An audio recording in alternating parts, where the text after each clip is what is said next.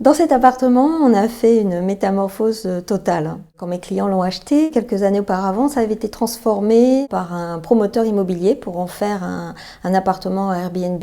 Donc c'était propre, mais c'était vraiment très basique. Ce qui les ennuyait beaucoup, en fait, c'était la lumière, parce qu'on est au premier étage, donc plutôt sombre, une hauteur sous plafond assez basse, et surtout une cuisine qui n'en était pas une, qui était plutôt une kitchenette, en fait, très peu fonctionnelle. La solution vraiment pour pouvoir faire une vraie cuisine, c'était d'ouvrir un mur porteur. Ce qui a permis de faire une vraie cuisine. Elle n'est pas gigantesque, mais elle est tout à fait cohérente avec le reste de l'appartement. Et mes clients sont ravis parce qu'il y a plein de placards, lave-vaisselle, voilà, grand réfrigérateur, congélateur, enfin tout ce qu'il faut dans une cuisine. On a voulu aussi complètement ouvrir l'espace. Avant, il y avait 3 pièces séparées vraiment avec des portes. En ouvrant, en mettant des grandes baies coulissantes, ça permet vraiment d'ouvrir l'espace, d'avoir 3 fenêtres en enfilade, de faire rentrer le plus de lumière possible. On a donc fait des travaux d'envergure en fait. On a vraiment enlevé tous les sols, tous les plafonds, toutes les cloisons.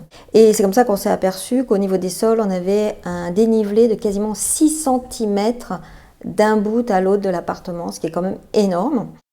Nous avons rencontré quelques petites difficultés sur ce chantier. Par exemple, on a découvert des poutres qui étaient endommagées, qu'il a fallu rénover avant de refermer les faux plafonds. Une cloison mitoyenne avec un voisin qui était vraiment plus du carton-pâte qu'une vraie cloison mitoyenne. Une autre particularité de ce chantier, c'est qu'on a fait énormément de menuiserie sur mesure. L'appartement n'est pas grand, il fait à peine 60 mètres carrés. On a l'impression qu'il est beaucoup plus grand, mais il reste quand même assez petit. Et donc, il fallait énormément de rangements, énormément de placards. Dans cette chambre d'amis, on a un lit rabattable. On a également fait des placards dans leur chambre, autour du lit, autour de la tête de lit et en face du lit, en créant des niches pour que ce soit plus léger, pour mettre en valeur les objets des clients. On a joué aussi sur les couleurs, alors essentiellement du blanc pur, parce que l'appartement étant assez sombre, il fallait vraiment que ce soit lumineux.